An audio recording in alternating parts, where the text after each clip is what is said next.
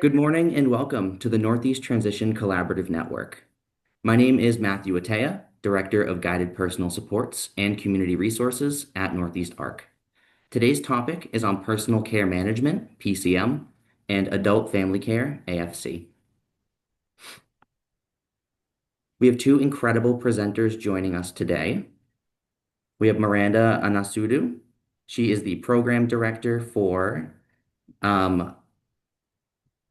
she's the program director for PCM, the personal care management at Northeast ARC. And we have Ashley Fitzgerald, who's the program director of adult family care. Following our presenters, we will have some Q&A.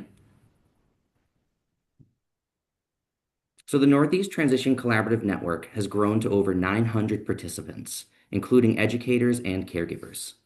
These sessions are designed to foster collaboration and provide practical strategies to support students and families during the transition process. The Northeast Transition Collaborative Network was created to bridge gaps in communication between schools, agencies, families, and community partners. We host monthly webinars and quarterly in-person professional development sessions to unify resources and to strengthen person-centered transition planning. The Northeast Transition Collaborative Network is now an approved professional development provider through the Massachusetts Department of Elementary and Secondary Education, also known as DESE. This means that educators who attend our professional development sessions can earn professional development points, or PDPs, towards their license renewal. We're excited to offer high-quality, practical trainings that support educators in empowering students during the transition process. So for today, we're going to start with Miranda on personal care management, followed by Ashley Fitzpatrick on adult family care. After both presentations, we'll open the floor for Q&A. So Miranda, I'm going to ask you to share your screen, and you can start whenever you are ready. Thank you. Mm-hmm. Hi, good morning, everyone. My name is Miranda Anasidu. I'm the Program Director for Personal Care Management, also known as PCA program for Northeast ARC. Today, I'll be presenting you an overview of the PCA program, just informing you of the program. And if you have questions, there's a contact number at the end for you to contact for referrals.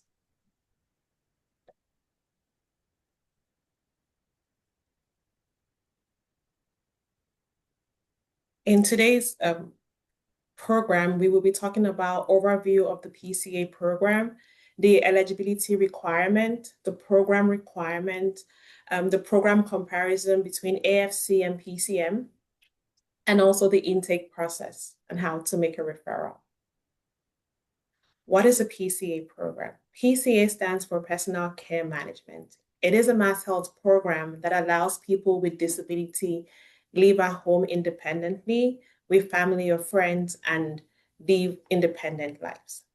The PCM program is a consumer-driven program. That means that the consumers have the autonomy to hire whoever they want to be as their caregiver. Caregivers are anyone from 16 years and older. Okay, so the consumer chooses who to hire and then also sets up a schedule on how they want their program to run. A PCA can be anyone except for the consumer's spouse or a legal guardian or a surrogate. Okay. The covered services for PCA program. So for you to qualify for the program, we have what we call the ADLs, activities of daily living, and the IADLs. So Miranda, I don't want to cut you off, but can anybody else see her slides moving? No? Oh. No. No, I just see the title page. Okay, I figured you probably... Oh, let me just share it again. I'm sorry. Yeah, I was like, I don't think she's meaning for that to happen. Okay, sorry. Go back to your presentation. Okay. I'm so sorry about that. Okay. Can anyone see my slides now? Yeah. Is it moving? Yep, you're good. Okay, good.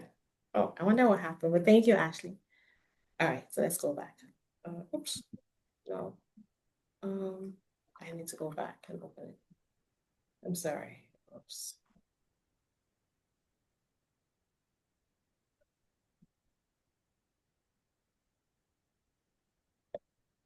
Okay. So again, let me just go over what to expect. Here we would go over the overview of the PCM program. Can anyone see my slides now? Yes. Okay.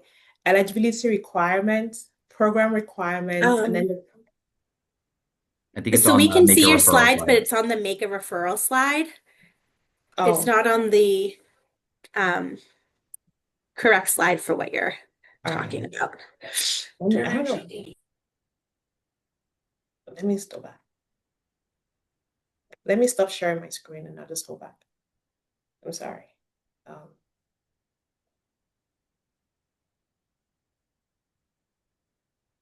Okay.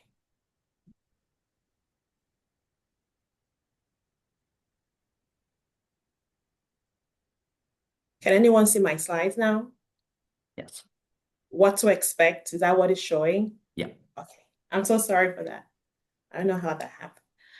Okay, so what to expect is the program overview of the PCA program, eligibility requirements, program requirements, and then the program comparison between AFC and PCM, the intake process, and how to make a referral.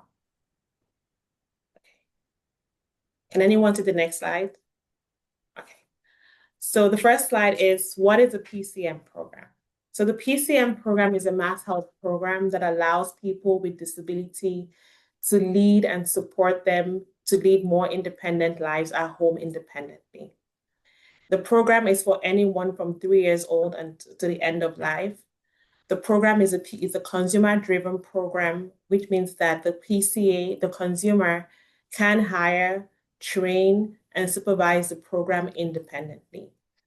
The consumer gets to choose who they hire as a PCA, and they set up a schedule that works with their own schedule on how they want the PCAs to come to their homes and perform ADL, hands-on care for them. And they also provide training requirements, approved timesheets for the PCA. The PCA can be anyone except for the consumer's spouse, a legal guardian, or a surrogate.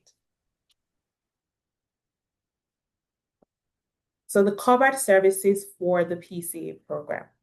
We do have activities of daily living, which is ADLs and IADLs. For the ADLs, the consumer must need for the consumer to qualify for the program, they must need 2 or more ADLs to qualify for the program. And the ADLs they may need help with mobility and transfers.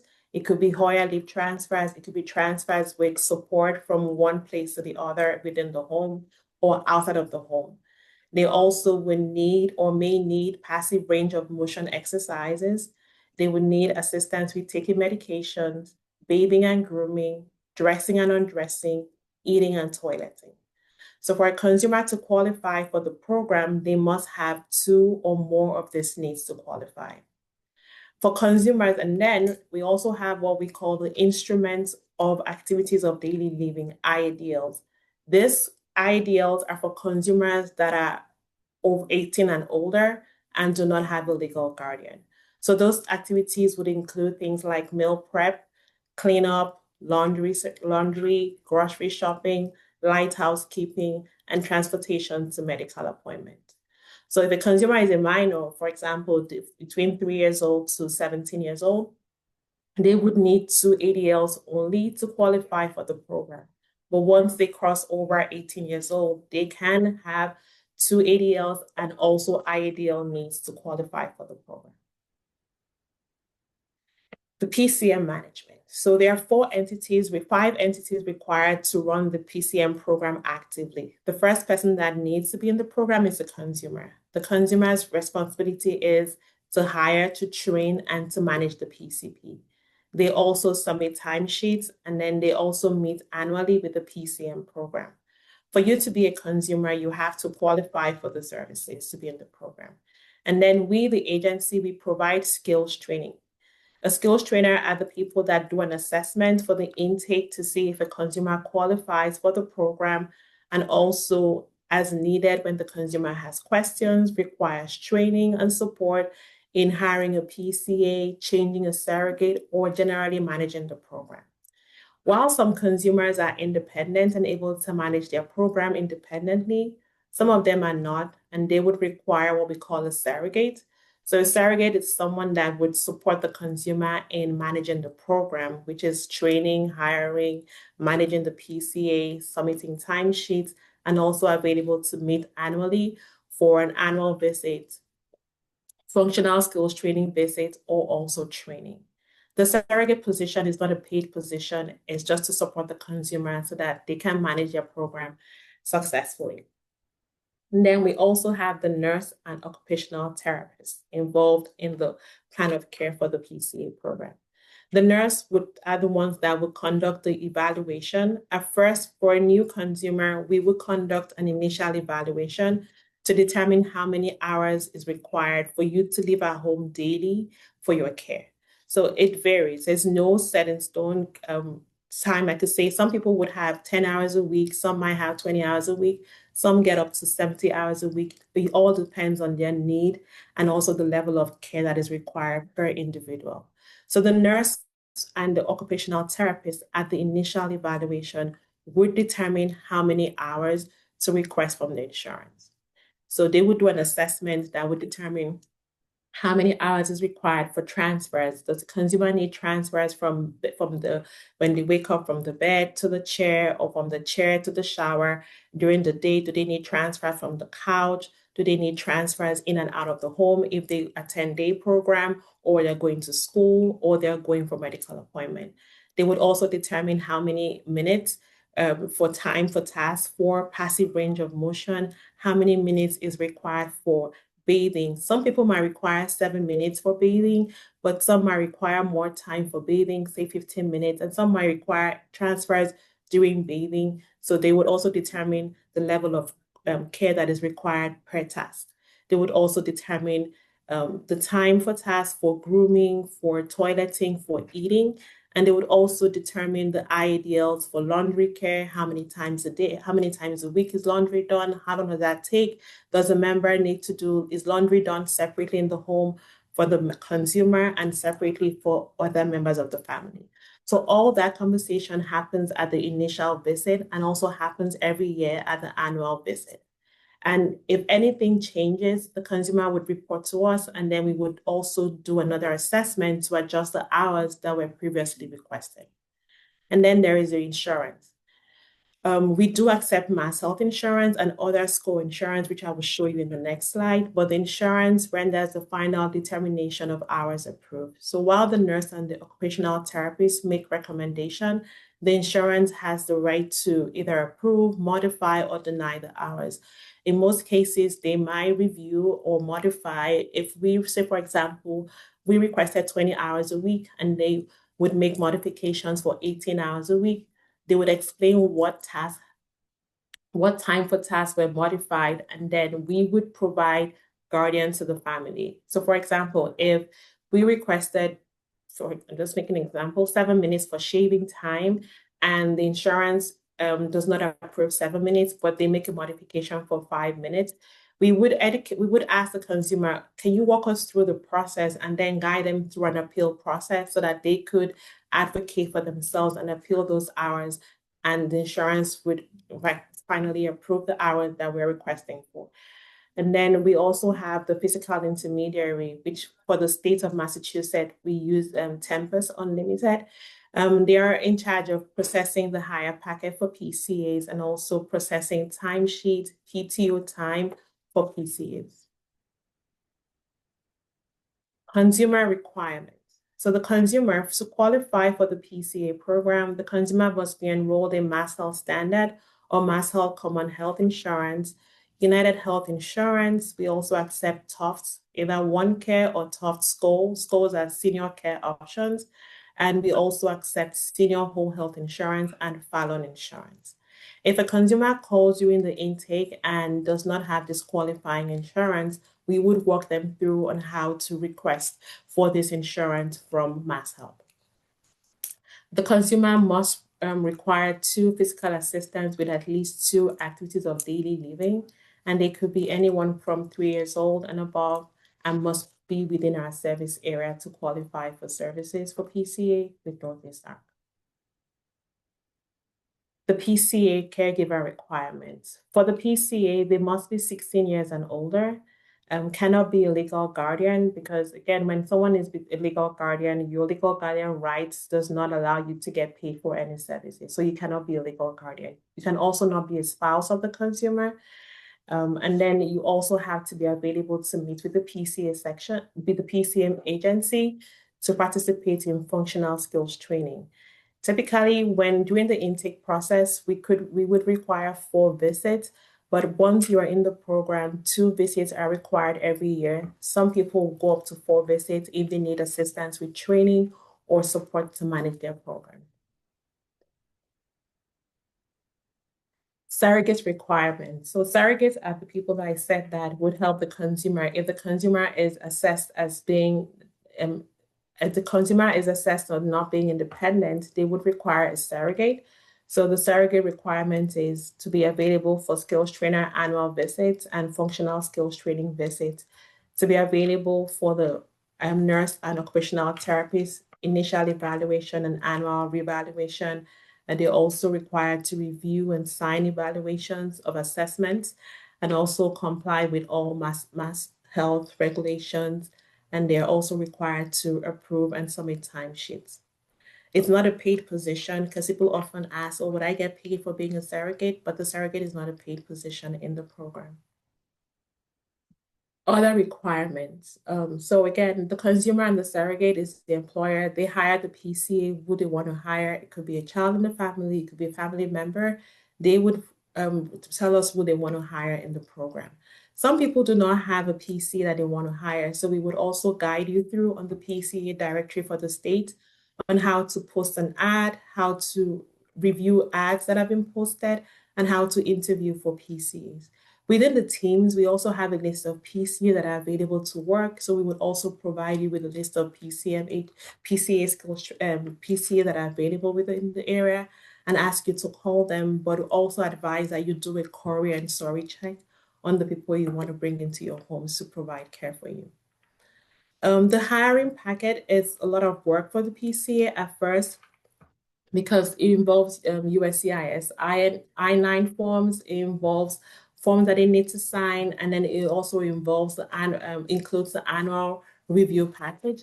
So there's paperwork requirement that you need to sign when you're enrolling in the program. The residency options is that the consumer's home is the residence that they are receiving services. So the consumer's home is where they would receive services for the PCA program.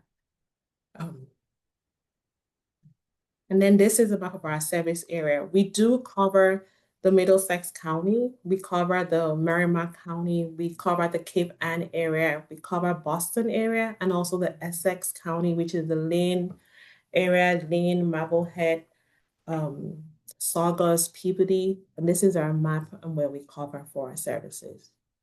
Within the agency, we have in the program, there are 5 teams. So our 5 teams are Cape Ann, Essex team, Merrimack team, Middlesex, and the Suffolk team. While our Middlesex map looks like the biggest map, it's actually the map that has, like, in each town, we might have like a few consumers in those towns, whereas Essex looks really small. Essex is densely populated. It's the Lynn area where we have a lot of consumers. So when people make the referral calls, the first thing we always ask them is, where do you live? So that we determine if you live within our territory, and then we start to ask you other questions like insurance, the age, and then the ADL that is required for the program. AFC versus PCM, okay? So for the PCM program, I would just go over the PCM part. PCM is consumer driven, allowing individuals to manage and hire the PCA that they want to hire for the program. The PCM requirement is anyone with 2 ADLs, 2 or more ADLs for 3 years old and older. For the PCM, it's an hourly wage pay, while the AFC is a tax-free monthly stipends pay. And then who can be a caregiver? I reviewed this as a spouse, legal guardian, or the surrogate. anyone except for the spouse, legal guardian, or a surrogate. And also in the PCA program, the PCA can live with the consumer or choose to live outside of the consumer's home. So this is our intake process. Our intake process starts with a call or going on our website to complete a JOT form.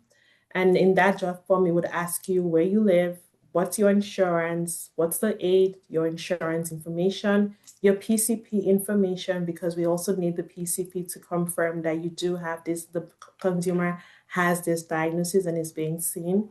Once we complete the referral, we would hand you over to the intake screening, which is done by an intake coordinator within the service areas that I mentioned. So we would pass you over to from the referral, it moves over to the intake screening call, where we would go over the things that were reviewed at the referral to confirm that information and schedule the visit. At the visit with the skills trainer would review the program rules and regulations, who can be a PCA, who to hire, how to hire a PCA, would review what your needs are. At that visit, they would determine if the consumer can manage the program independently or requires a surrogate to manage the program.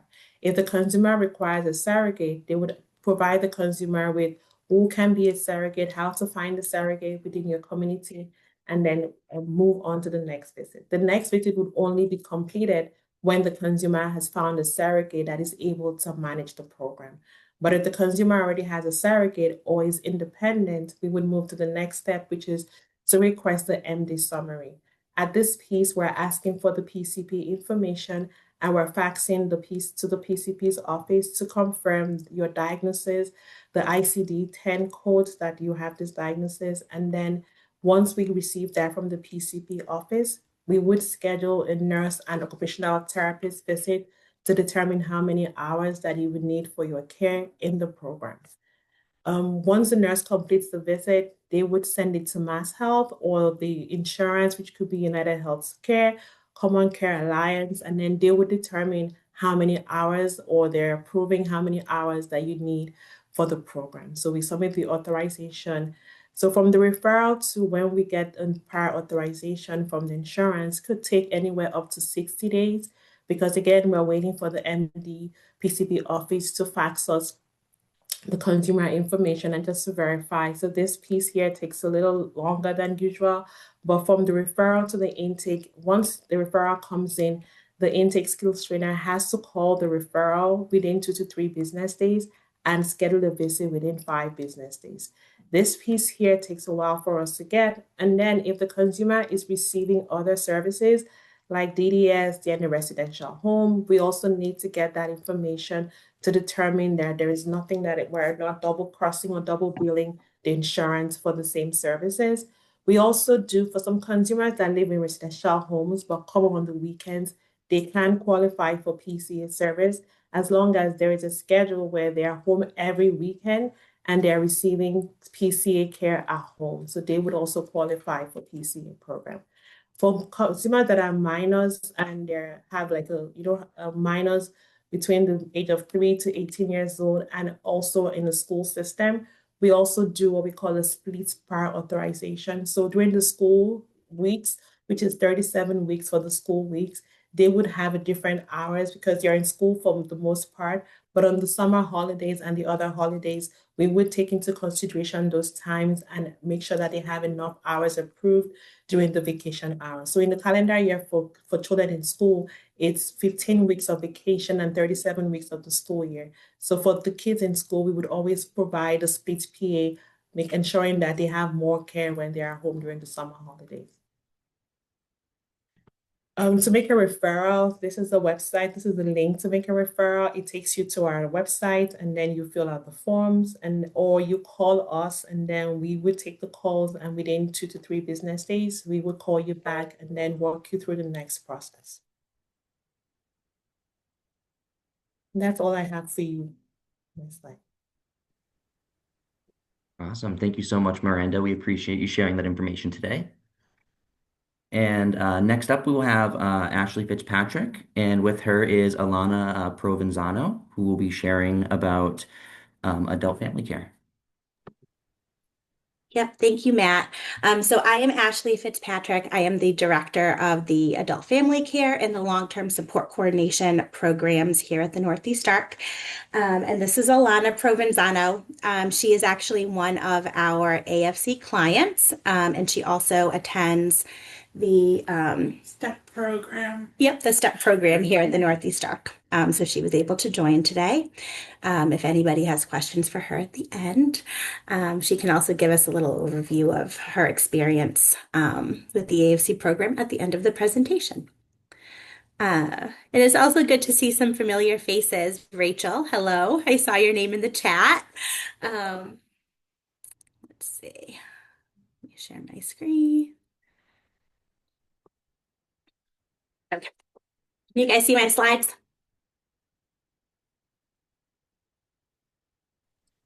No, we can't. No. Okay.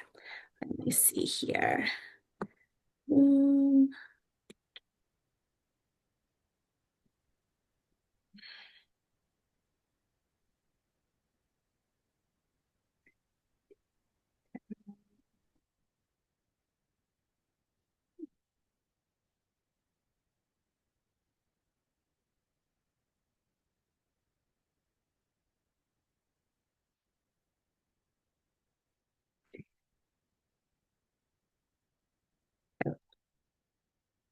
What about now? Are you able to see everything? Good. Awesome. Okay. So here is what you can expect from this presentation. We are going to go over an overview of the AFC program, eligibility requirements, benefits of the AFC program. We're going to talk through the intake process. We will do a program comparison of AFC versus PCM and ways you can figure out which program might be a better fit for you guys, and then how to make a referral to our program.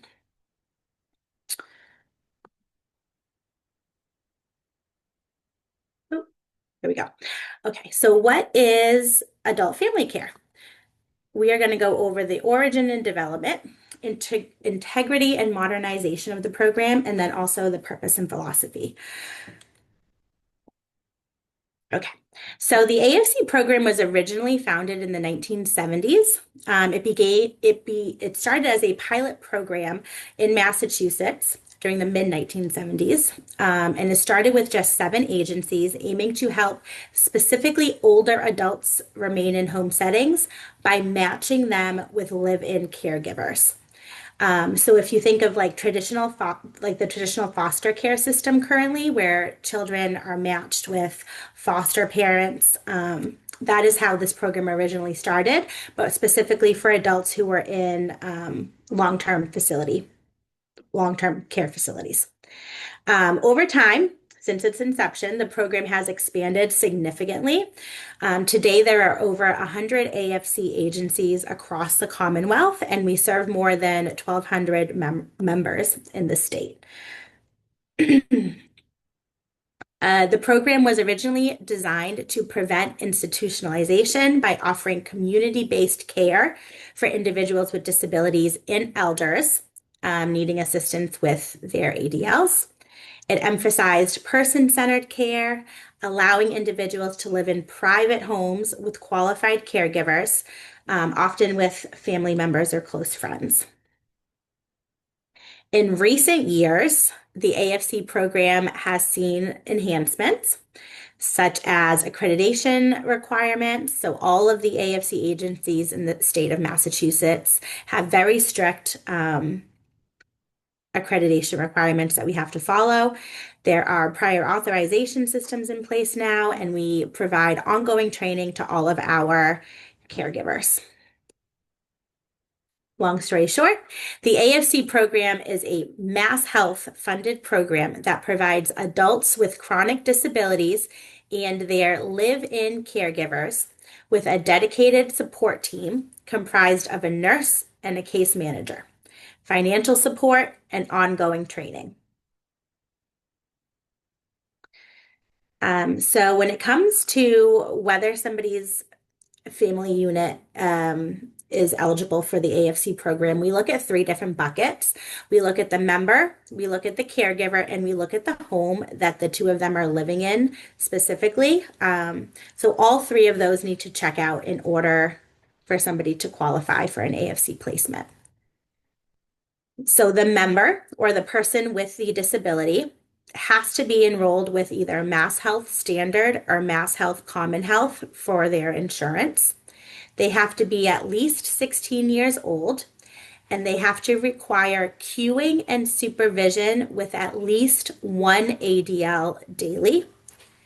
And the member must be able to be safely cared for in the home setting. Caregiver requirements. The caregiver must be at least 18 years old. They must be able to pass a CORI, SORI, and OIG check. They cannot be the legal guardian or spouse of the person that they are caring for. And they have to ensure that the member has 24/7 oversight. This doesn't necessarily mean that they have to be overseeing the member 24/7. That is a huge, huge commitment. But they have to ensure that the member has some sort of oversight. So whether that's an informal support, whether the person is in like a day program or school, we just have to round out the 24 hours, making sure that they have coverage in some way, shape, or form. And then the qualified setting, aka the home that the member and the caregiver live in, must be able to pass a thorough home inspection where the following areas are assessed. We assess for cleanliness, safety, member privacy, and also member autonomy. So some benefits of the AFC program. There is a stipend attached. So whether the member is a level 1 or a level 2 determines whether they are getting the lower or the higher stipend. That stipend is paid on a monthly basis, and it's a tax-free stipend that is paid to the caregiver. Your loved one is able to get to live where they are most comfortable, keeping them home. You get monthly visits from a care team comprised of a nurse and a case manager.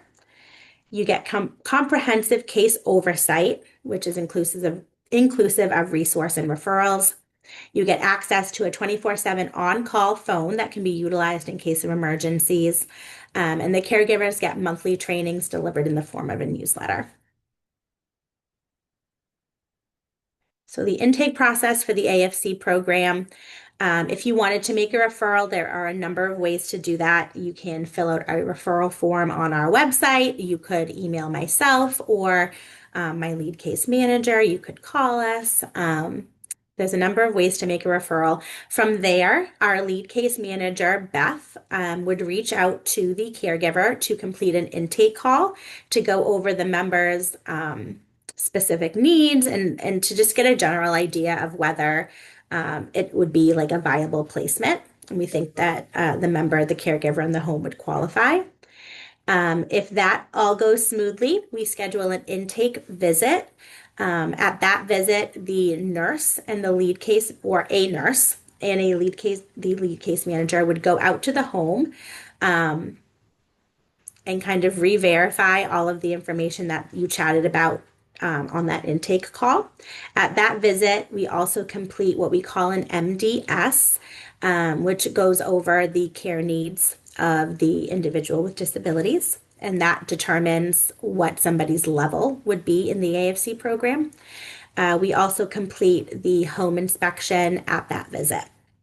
From there, we submit to Mass Health for prior authorization. They have the final say as to whether somebody, qualifies for the program or not and at what level. But for the most part, they, take our recommendation and kind of just move forward with that. And then from there, we do a placement visit. That is the official start of services in the AFC program. We do a comprehensive training with the caregivers at that visit, kind of go over all of the expectations of the program. And that is when we can kind of like mark the calendar for when the caregiver can start getting compensated financially as well.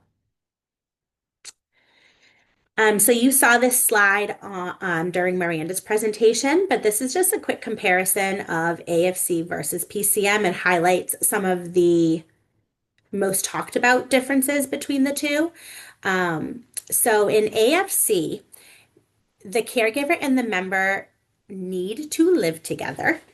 And we vet the living caregiver and they're supported by a team. In PCM, it's a consumer-driven program, and the individual with disabilities can hire and manage that PCA, and it can be whoever they want. It doesn't need to be somebody who lives in their home. It could be a friend who lives down the street. It could be somebody who lives with them, but it doesn't have to be. The eligibility criteria is also a significant difference. So to minimally qualify for AFC, again, the person needs to require cueing and supervision with one ADL. They do not need that hands-on assistance. Whereas in PCM, they are required to need assistance with 2 ADLs, and it has to be hands-on care. The other difference is in regard to payment. So AFC provides a monthly tax-free stipend. PCM pays an hourly wage, and the number of hours they get paid for is based on the assessment. Who can be a caregiver? Spouses and legal guardians cannot be caregivers in either program. The only there's not an exception, but the only caveat to that is in AFC, the caregiver must live with the member. And the last big main difference is the frequency of contact. So in AFC, you are getting that monthly visit from your care team. So there is a decent amount of oversight. But we look at that as a huge positive. You get to really know your care team. They're there if you need any of that resources, referrals, support, because they're in your house so frequently. A lot of our families, like they say that we become like family to them. So that consistent oversight really gives you a person that you can lean on and trust. In PCM, you are getting quarterly visits in the first year, but after that, it's only annually or as needed. So a little bit less oversight, which can be a positive for some people. So here we have a video of one of our families. This is Pata and his mother, Darlene. But it just gives a general sense of kind of what the AFC program can do for our family. Let's see.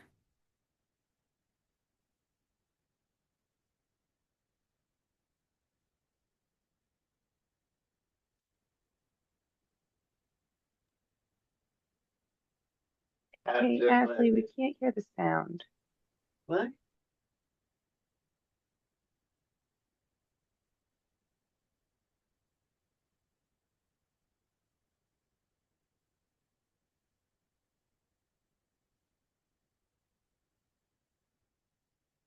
Ooh, sorry. You guys can hear this, right? No, you can't? Okay. Is it playing? It's playing. There was a recommendation maybe to stop sharing and then reshare, and I think it might work. All right, let's see here. Let's go back. There should be an option when sharing to share sound as well. Share sound. There it is. Okay. All right. Let's go back. Give me a thumbs up if you can hear this.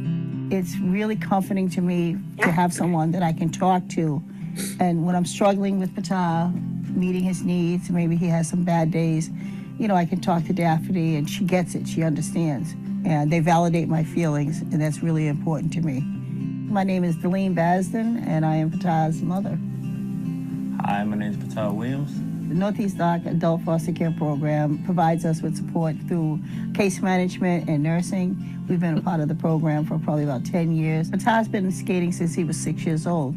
And Danielle, the case manager, discovered that that was his strength. And the adult foster care program came along and they support that. AFC provides us with a stipend, and that money is extremely helpful because Patah is really into hockey. We found a program, the American Special Hockey Association, that allows him to be on a team. He plays for the East Coast Jumbos, and there is a cost associated with it. So it allows him to be able to pay the fees and things like that. Kid travel, we haven't lost a game yet. Favorite trip we went to? Favorite trip I went to Florida, to the All-Star Weekend, and got to see the Stanley Cup. So he's also able to be employed at, where do you work at? FMC. Where's that at? Lynn Connery Ice Rink. And you like your job? Mm-hmm. What do you do there? We're working for 13 years. Do the snack bar, skate rental, So everything but the Zamboni. Yeah, he can't drive the Zamboni, but with the stipend, when he doesn't receive money from Social Security because of his employment, it's okay because we have the stipend to cover it. I don't depend on it to pay my bills, but I definitely depend on it to be able to help him to live a full life. Patah does have autism. He was diagnosed at age 9, and he has another genetic anomaly called Klinefelter syndrome. So Patah's high functioning, but I definitely need support because he has difficulty with ADLs, activities of daily living. You know, working with families like ours, it's not easy. You know, I work in the field, so I do the work. I live this daily. I provide support to families who have children with special health care needs. So, you know, I want to say first off, thank you for putting up with us and how much I appreciate the work that they do. They have to come into our home and, you know, feel comfortable. They when they come in, they feel real comfortable. How does it help when Daphne's here to talk to both of us? I love when she talk to both of us. Because I know how much it means for me to have the support from the Northeast Doc and the case manager, I have that mindset going in when I provide support to families because I've been there, done that. I live, work, breathe, everything, providing care. And so that's why it's so important for me to receive the care from the Northeast Doc.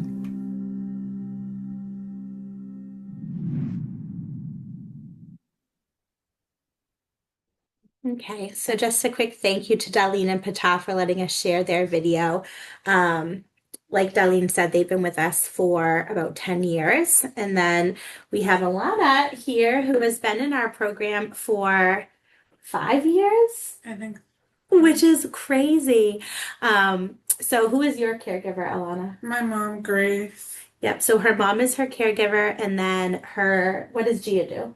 She's the alternative Yep. caregiver. So her sister Gia is the alternative caregiver. Yeah. Yep. And how often do you see us? Like once a month. Yep. And do you like our visits? Yeah, and I think Tara comes tomorrow. Okay. So Tara is Alana's nurse. You like when Tara comes to visit? Yeah. Mm-hmm. Yeah. I Awesome. like all of you come to visit. Yeah, okay, awesome. She likes when all of us come to visit. Okay, so let's see. Get back on track here. Oop. Okay. So the ways you can make a referral to the AFC program, you can go to the Northeast Arcs website and find your way to the adult family care section, and there is a form that you can fill out. Anybody can fill out that form. DDS service coordinators can fill it out on behalf of their clients. Teachers can fill it out on behalf of their students. There is a specific section of like who to contact in regards to the referral. So anybody can put the information in there.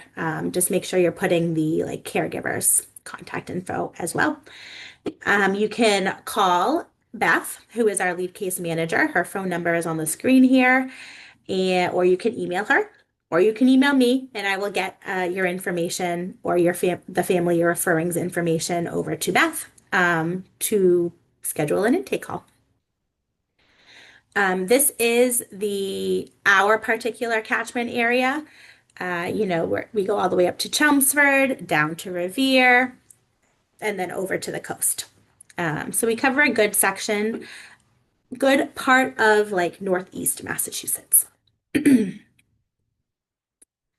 This is just a slide that goes over a bunch of the other programs that the Northeast Arc offers. but I am going to skip over this just to be cognizant of people's time and if anybody has questions at the end. But these are just some of the other things that the Northeast Arc has to offer.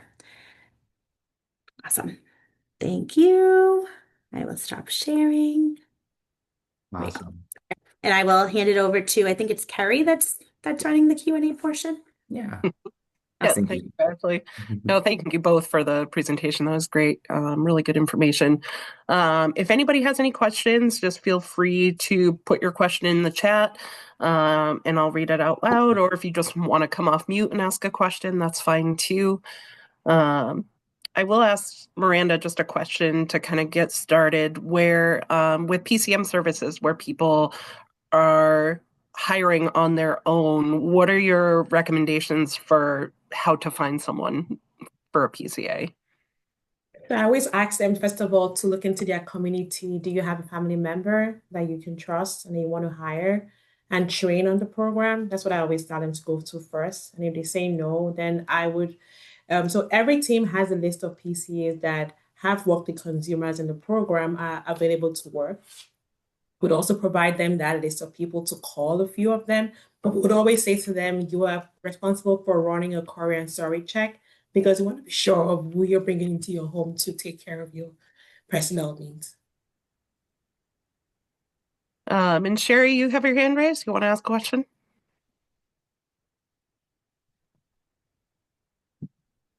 Hi, yes, thank you. Can you hear me okay? Yep. Yes. Okay. So I actually made a list of questions while the presentation was being given. It was a great presentation. Of course, I love to see individuals, so the video. And I forgot your name, who's behind Ashley. Thank you so much for sharing. Alana. Alana, is that Alana. right? Yep. Alana, thanks so much, Alana, because those personal experiences make it all it just brings it all together and it makes the program real. So I really appreciate that. I'm sure we all do. Thank you so much. So I did make a list of questions because I am aware of both of the programs and I'm currently considering AFC possibly for my son when he turns 18. He's currently receiving PCA services, but I don't foresee that he'll need a guardian. So I think it will be appropriate that we do AFC. But I did want to bring to light, you did touch upon the fact that the Mass Health Standard or Mass Health Common Health, that like you have to have that in order to get either one of these services. And I know this is Northeast Arc, but there are other agencies that do also in those areas. It's do also do the PCM or the AFC. But now, since the beginning of January, if the PCA lives with the individual, they are tax exempt. Okay, because I don't know if because that was in the slides, it was saying how they're taxed. So, but if they do live in home, they are tax exempt. Yes. And I think that's really important because when their needs are higher, the amount of PCA hours that they need, and the actual amount of support they need, if their needs are that vast, I think families, even if they are doing AFC, would really need that extra caregiver in the home. And that's just what I've come across talking with people. Yeah, you bring up a good point, Sherry. So in our AFC program, I can't speak for all of them, but we have often referred to PCA when we end up feeling that that program is a better fit. Like I said, I can't speak to every AFC, but we're really looking at what the family dynamics are and if somebody's needs are increasing, especially for like the older populations that we support. If we notice that the caregiver's burning out or could use that second set of hands or a break, we do often refer out to the PCA program if we think it would be a better fit. So you do bring up a really good point.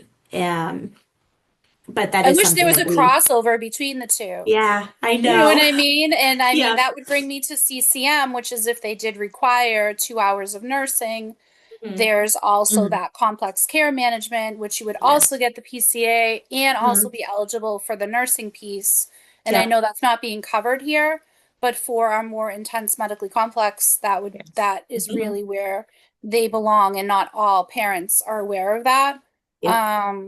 So I do have another question, just because I really pulled from everything. It's a question about the vacation hours versus regular school schedule hours. So when you get approval, though, you only get you only get a weekly approval amount. So when you go over on that vacation week, Tempest sends you a letter in the mail saying you went over your hours. Yes. Does anyone know something different than this? No. So what happens is that the system only allows them to impute 1 hour, one of the hours. So they can only put the regular hours, which is the school hours that they use. And then once they are using the vacation hours, the system would flag it as they're overbilling. But technically, they're using the vacation hours. So it's just a conversation to know. I know it's vacation hours you're using, but Tempest is just sending that to remind you, because some people would use the vacation hours and forget to switch back to the regular school hours, and then they overbill and do not have enough hours in their prior authorization within the year. That's awesome, because tons of families that I talk with, they're like, we went over, like, what's going to happen to us? And they're like, nothing's going to happen to you. But you hear about those two different types of it's one pot, Miranda, but it's two different types of qualifications, like you had said. And then sometimes too, some people go over their hours because the needs have changed. If any needs has changed, the consumer has a surgery coming up, or even the legal guardian is having a surgery coming up and they need more hours, they need to let us know so that we could advocate for them and request an adjustment in hours to cover the duration that something is going on, or if it's going to continue to the end of the prior authorization. Awesome. I have one more comment, I guess, that I feel like I've just been making comments, but it's great. Actually, two more. AFC, and this is towards AFC. The case manager, is a case manager coming out and a nurse coming out every month or every other month? Is that by agency that the practice is? So it used to be, prior to September, that if somebody was a level 2 client, they got a visit from a nurse and a case manager every single month. And level 1 clients got a visit also every month, but it was like alternating, like nurse, then case manager, then nurse. And I'm a level 1. Yeah, Ilana's a level 1. So she's always had alternating months.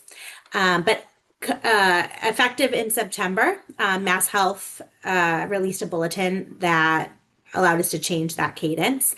And so now, regardless of whether somebody is a level 1 or a level 2, you're getting a visit on a monthly basis. It just alternates between the nurse and the case manager. The exception being is if we feel like a family needs a little bit more support, then we both go out together. And we do have a few families where that's the case. And that's totally fine, and it's great. But yeah, it really is like case by case. Awesome. And so one last comment in regards to hiring PCAs. I've been successful using rewarding work. It's the website rewarding work. I think it's .org. And the DDS password, or code, so that you don't have to pay, and everyone who receives DDS services obviously is eligible, but I'm giving it to you anyways, because it is on flyers through DDS everywhere. It's DDS Connect, and I'll put it in the chat. And that waives the fee, but anyone who's receiving DDS services is eligible to use that code. And that is who I've received. I've found different staff, and so have other people that I work with. Okay, thanks for sharing that, please. Thank you. And I won't ask any more or make any more comments. Thank you so I much. was going to say, you're doing our job for us, giving that I was going to rewarding work say, info. no, we appreciate it, Sherry. We love when this becomes a conversation. So thank you for those comments, and you seem like you're like really knowledgeable, and you've probably been, in this for a bit to have all these like resources and tips. So thank you for sharing them. Thank you for presenting, because this is where things can be brought together. I appreciate it. Thanks. Anybody else have any other questions? So we're just passing 11:30 now, so I just want to be mindful of people's time.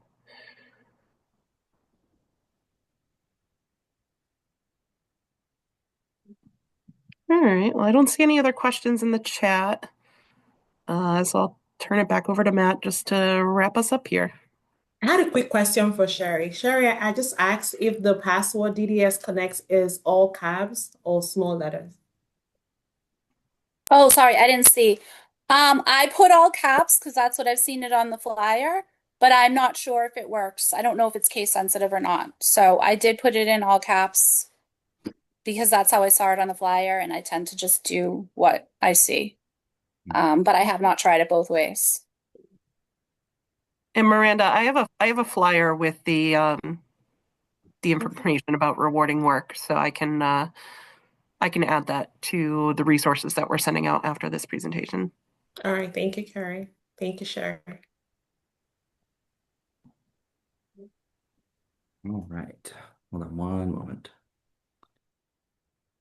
Great. Well, thank you everyone for participating today. We want to thank Miranda, Ashley, and Alana for sharing their expertise and experience from today. So thank you, as well as Carrie for facilitating that Q&A. Following today's session, you will receive an email with the presentation slides. We create a resource guide for each of our webinars that gives you information on the topic, as well as our event guide. These materials will also be available on eCommunity Connections, which connects individuals and families to their communities, creating a sense of belonging through events and resources. So feel free to check out our website, www.ecommunityconnections.org. So you can find those community resources as well as all the information from today's session. And we wouldn't be able to run the Northeast Transition Collaborative Network without our amazing staff in the Community Resource Center. Our team consists of 5 community resource specialists who are each embedded in each area office in the Northeast region. We would like to thank Carrie Neenan in the North Shore area office, Chris Marchese in Merrimack Valley, Mary Rothstein in Metro North, Holly Keene in the Lowell area office, and Amy Richards in Central Middlesex. Join us next month to learn about alternatives to guardianship. Let me switch the slide for you. This is just our resource guide that we'll be sending out to everybody following the session. And then for upcoming professional developments, next month we will be hosting alternative guardianship and alternative models, decision making with your loved one in mind. And our presenters will be with the Disability Law Center. That will be on Tuesday, February 10th, 2026, from 10 a.m. to 11:30 a.m. It will be held virtually. If you're interested in attending, please scan the QR code to register, but we'll also be sending out a flyer post this session. And we are planning our in-person professional development day for educators. It's going to be on Tuesday, March 17th, 2026, from 8:30 a.m. to 3:30 p.m. You will receive professional development points if you're interested, if you're an educator, and that will be on empowering student voice, practical strategies for transition IEPs. And I believe I mentioned that's at Salem State University. And registration for that will be coming out in the next week or two, and we'll have more information on our presenters as well. For those who would like to claim PDP for today's session, it was asked in the registration. You will be receiving a participant survey to complete. After you complete that survey, you will receive a 3-month and a 6-month post-assessment survey for you to share how you've implemented what you've learned in a classroom setting. We'll be sure to share more information about that as well in that post email. That way you have everything that you need in order to claim the PDP for today's session. If anybody has any questions or feedback, feel free to reach out to us anytime. We thank you for joining us today. You can reach us at Community Resource Center at ne-arc.org. Feel free to check out our website, eCommunity Connections. Thank you everyone for joining today. We hope you have a wonderful week. See you at the next session. Thank you so much. Have a Thank great you. day. Thank you. Thank you.